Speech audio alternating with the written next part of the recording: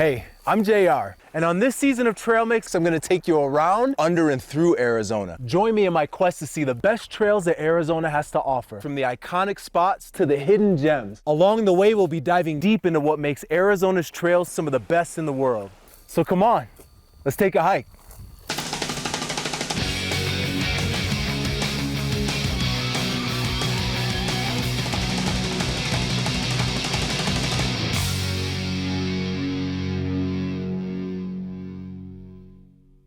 Did you know that 45% of hikers in the US are women? Today we're going to highlight some of the amazing female trailblazers here in Arizona. We'll visit Lake Pleasant with a group of women who all hike together, shouldering backpacks and each other's burdens. And to start us off, we'll hike one of the most strenuous paths we're doing this season with solo backpacker Naomi Grevenberg. Trail Mixed is made possible in part by a gift from Sue and Bill Ahern.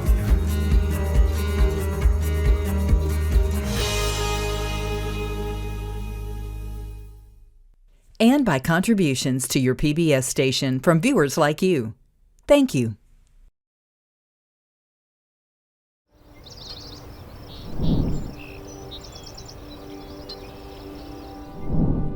Welcome to the Grand Canyon! The Grand Canyon is one of the 7 natural wonders of the world, and it's easy to see why. 277 miles long, up to 18 miles wide, and encompassing the ancestral homelands of 11 tribal communities, the Grand Canyon is one of the most incredible locations to learn about Arizona history and geology, and a fantastic place for an inspiring and challenging hike.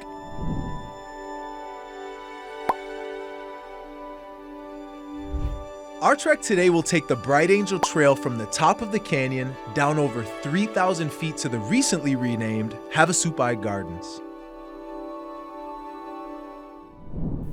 Today we're here with Naomi, podcaster, author, and more importantly, solo backpacker. Naomi, thank you for hanging out with us today. How are you feeling about the trail? I'm excited. It's a beautiful day and we get to be outside. Yeah. Secret handshake? Hold on, no, we got this. Take 2. Yes. You ready? I'm ready. All right, come on, let's take a hike.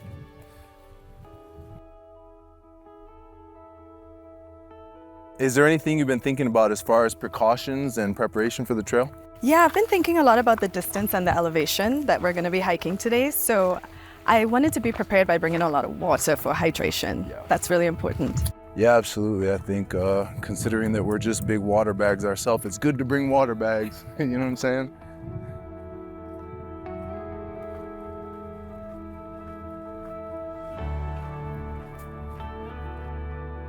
Since 2016, I've traveled full-time in my van, exploring the outdoors and sharing my experiences through my work as a storyteller, creator, podcast host, and author. I'm pretty passionate about unconventional lifestyles in general and making the outdoors accessible and enjoyable for everyone. So there are some unique challenges to solo hiking that I've faced. The biggest one is skepticisms and concerns from others. Family, friends. Family and friends, they're questioning my life choices. Yeah, because they're like, you're choosing to be homeless. Why would you do that? Yeah, and also safety concerns, but Yeah. For me, it's all about trusting myself because solo hiking has presented so many opportunities to grow that I could never have imagined.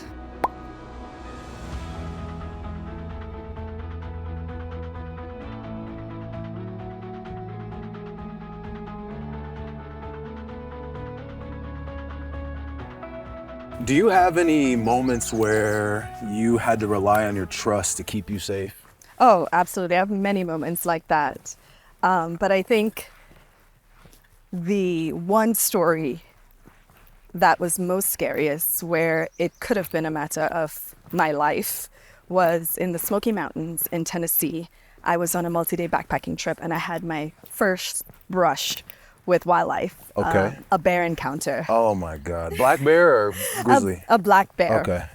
And I was in an Appalachian Trail shelter for the night. In reflection, it was really a goofy moment with this bear.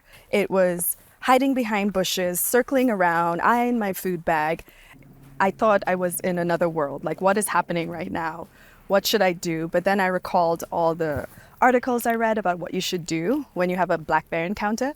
So I found this old shovel and a garbage can cover, and I started banging it together, making a lot of noise, making myself big. And this bear had so many antics, just running around, darting behind bushes, circling around, eyeing my food bag. It felt like it went on for an eternity, but really it was just 10 minutes. Yeah. I mean, 10 minutes is kind of a long time to deal with a wild animal that could technically maul you. Indeed. Yeah. So eventually the bear left, but after the adrenaline started to wear off, that's when I realized how shaken up I was about this experience and was actually contemplating leaving the shelter, packing up and just getting the heck out of there. Yeah. Then I realized, okay, it's getting dark. It might not be safe for me to hike out 10 miles that night, so I decided to stay in the shelter. I snuggled up and rode out the night. On the hike out, there was bear scat all around the shelter, all along the trail, and it just put an emphasis on learning to trust my gut when I'm out there.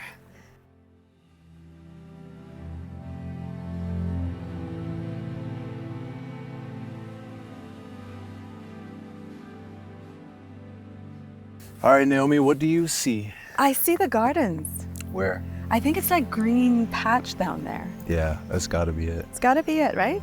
If you were looking with your heart, what do you see? If I was looking with my heart, I see freedom. Yeah, it looks like freedom Miles to me and too. miles of it. Yeah, a lot of big open space. Space to grow in so many ways. What do you say we grow ahead and carry on with this trail? Let's do it. All right, come on. I'll take the cliffside. Thank you. Yeah.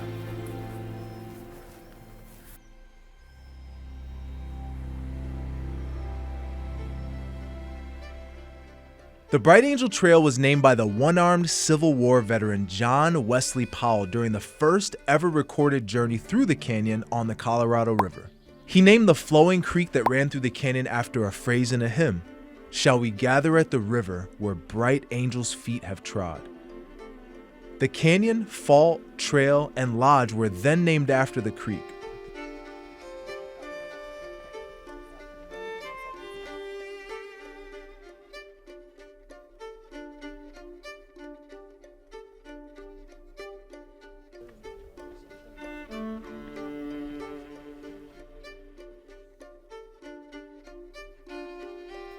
Are there benefits to solo hiking versus group hiking? I mean, I think there are benefits to both. That's uniquely different. I love solo hiking because of the solitude that it brings. I get to be present in nature.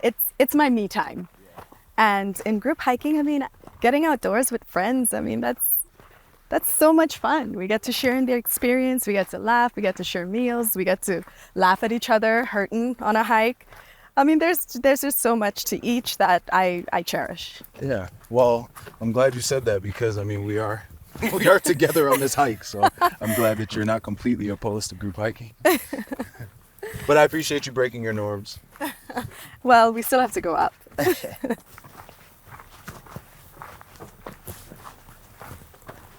Getting there. Close. Thank you for saying that. Let's go. Thank you so much for saying that.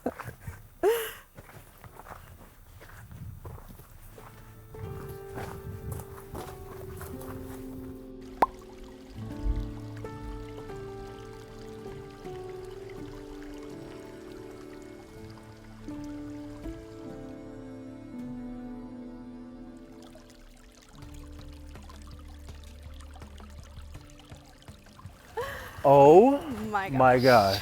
It is transforming into a literal paradise. Oh, it's amazing. Shade. So beautiful. So green. I know. And there must be water nearby just because of everything's blossoming here. Look at all the cacti. I know. Almost looks planned. You know what I'm saying? Like designed. It almost looks designed. It's a dream. It's nature's design, right? Everything's blossoming. Havasupai Gardens is a natural oasis, 4.5 miles into the canyon and fed by the tiny Bright Angel Creek before it drains into the Colorado River. Before the Grand Canyon National Park was created, Native Americans lived in the area for thousands of years. Now the area is a verdant place to rest before continuing further into the canyon and a destination in its own right. There's plenty of drinking water, restroom, and shade, and if you plan ahead, you can even get a permit to camp here under the stars. So what advice would you give women that are thinking about hiking solo for their first time? Oh man, that's such a great question. If you're if you're a woman thinking about hiking solo, I mean, the first thing is get out and do it. It really takes not much to get started if you really wanted to. And it doesn't have to be this grand adventure. It could be a hike at your local park or at your local state park, right? Just get out there, a backpack, some water, a trail map. And I'm not trying to minimize the importance of being prepared, but I think the most important thing is the mindset shift that you belong out there too. So just get out there and do it. Secondly, being prepared. Right? So for extensive hikes, I like to make sure that I meticulously research my route. Safety is important, the most important thing actually. And after researching that, I make sure that I share my itinerary with someone, when I'm going, when they should expect me back. And if I'm on the trail and I have service, I always check in. So that's really important. Having some kind of GPS tracker or some GPS, you're able to send like emergency text. If I'm going out on multi-day backpacking trips, I always make sure I have one of those. It's really worth the investment at the end of the day because, again, it could be a lifesaver for you. Going back to trust in your instincts, if something doesn't feel right, then it probably isn't. Yeah. So being able to say, you know what, this doesn't feel right, I'm going to change my plans. Or if I get out on the trail and I don't feel comfortable that day or don't feel like I'm in the right mindset for it, I give myself permission to say, you know what, not today. I'm going to try this another day. You wrote a book.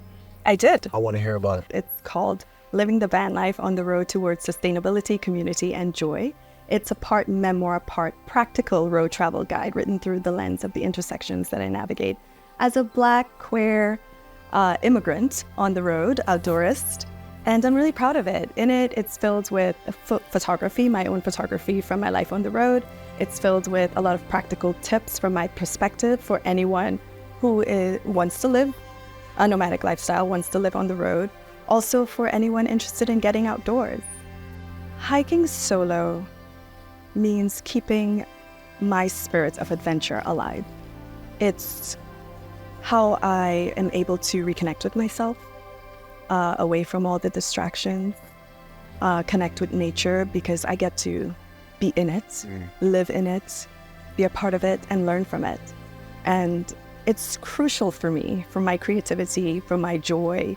It's a liberating experience. And I don't think there's anything really more freeing than challenging myself.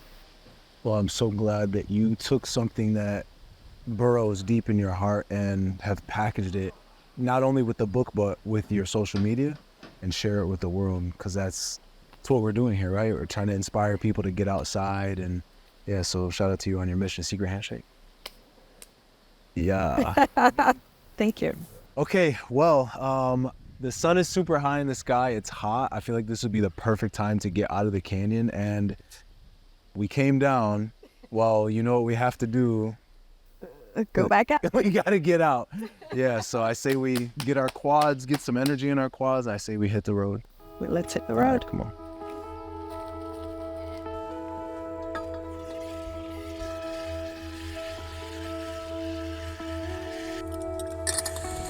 Ready?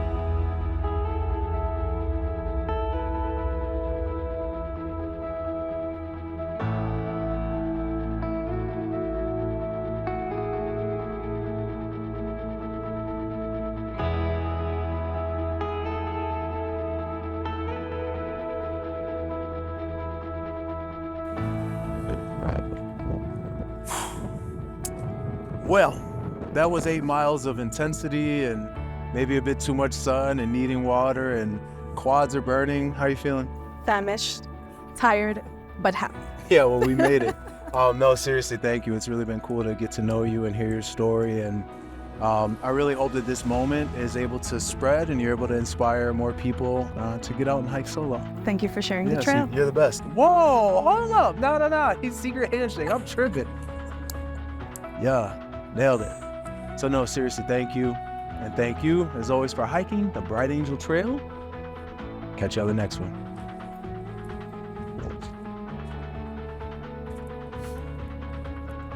Ready for shoes off and a nice soft hotel mattress and some salad and some garbanzo beans and anything that I can get in this belly. I think I want a burger. Everyone hikes for different reasons. Some, like Naomi, are looking for silence and solitude. Some are just looking for a fun way to get in a workout. But others hike to find comfort and community. Today we're hiking at Lake Pleasant along with Girl Take a Hike, a hiking group dedicated to creating community out on the trails.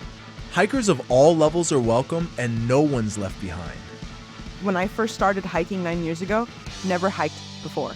This was all new to me, and I didn't want to be left behind. So my whole thought was, I don't want to leave anyone behind. Why would I leave anyone behind? I don't want to make anyone feel that way.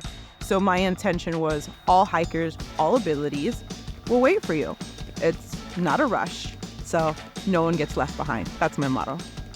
Welcome to Havasupai Point Trail! Woo!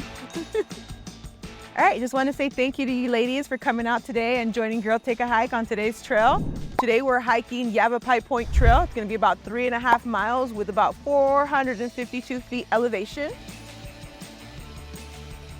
We're going to go ahead and take it slow and easy. If you do need to stop to take a break, just let us know and we'll go ahead and stop.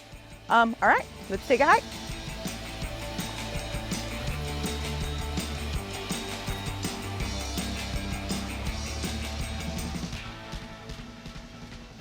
The hardest hike that I had to do physically challenging, I would say Picacho Peak.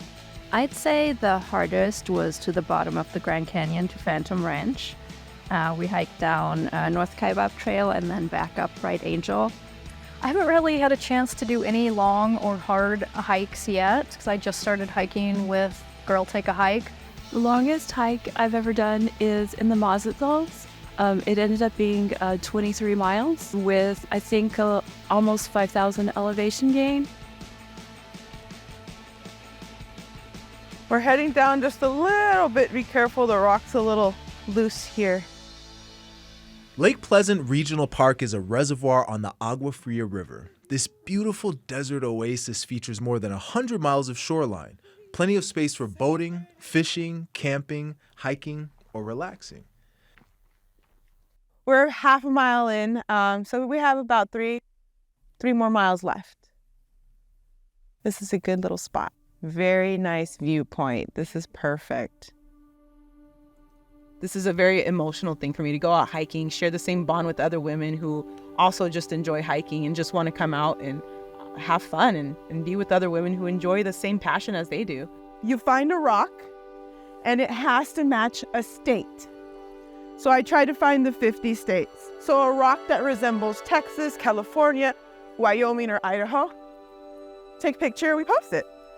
What I like about hiking with other women is that I get to experience nature while also healing my soul with some wonderfully deep conversations and just building friendships that are just harder to come across. Yesterday, about 3 years ago, is the anniversary of my dad, that I lost my dad. Yeah, so I guess all along this trail today, I'm trying to find those heart rocks because it just kind of tells me that my parents are nearby. What type of trail it is, if it's a loop or if it's in and out? I work in an office all day. There's just not a lot of chance to get out and connect with nature and also not a lot of time to socialize. So this hits both of those at the same time. It's great.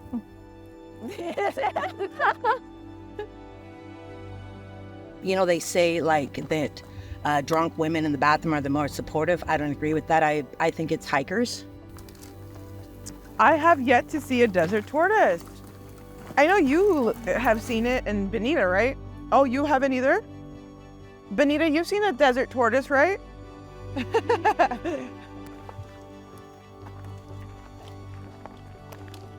It's always nice to come around the corner and see this view. That view. Gorgeous.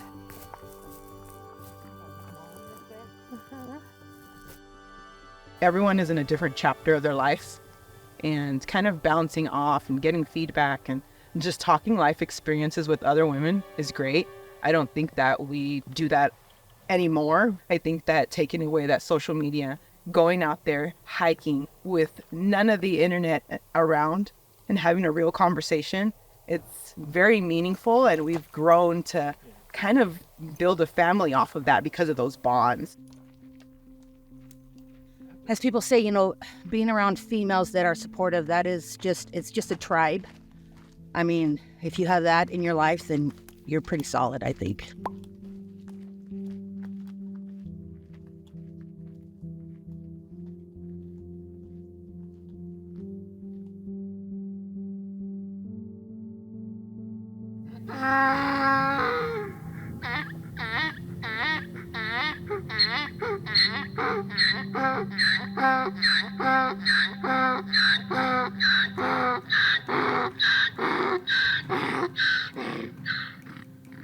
How cute.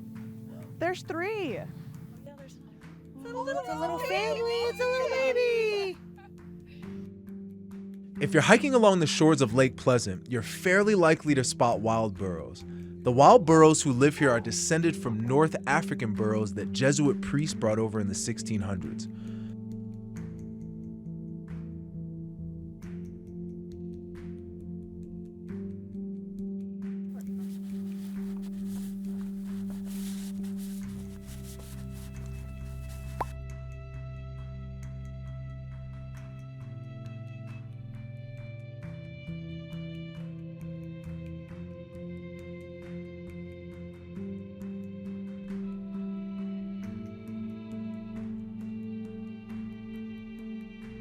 Every time I think that we pretty much just chill, like just hang out here, have your trail snacks, kind of hang out for about 20-30 minutes, and then we'll head down, kind of cool off. So this is my heart rock. And so I brought it up with me. Normally, according to Leave No Trace, you're supposed to actually leave stuff where you found it. So, but I wanted to bring it up here because the top is usually the part where you kind of celebrate. And so what I usually do is whenever I find something, I'll just take that memory with me. And so basically, I'll just take a little selfie with everything, with the heart rock, and then just kind of leave everything on the trail. This hike was actually pretty special for me because it allowed me to feel a little bit closer to my parents. And then to be able to just see an oasis in the desert. It's kind of like my heart is kind of like hurting right now, but it's like the oasis, when you see the oasis, the nature just comes right in, and like an oasis, just heals that part of you. Hiking with other women is just amazing. Inspiring. Healing.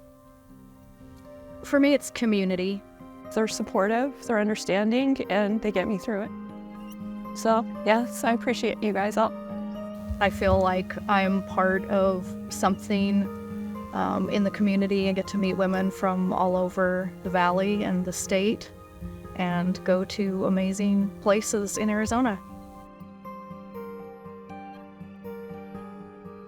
Trails in Arizona can be tough, long distances, high elevation, full of dangers like cliff faces, wild animals, prickly cactus, and treacherous terrain.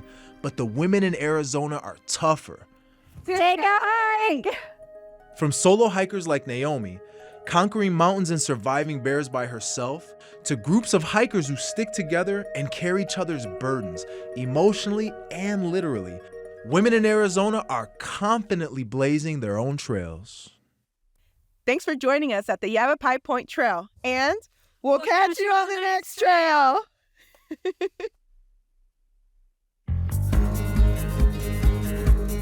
Trail Mixed is made possible in part by a gift from Sue and Bill Ahern.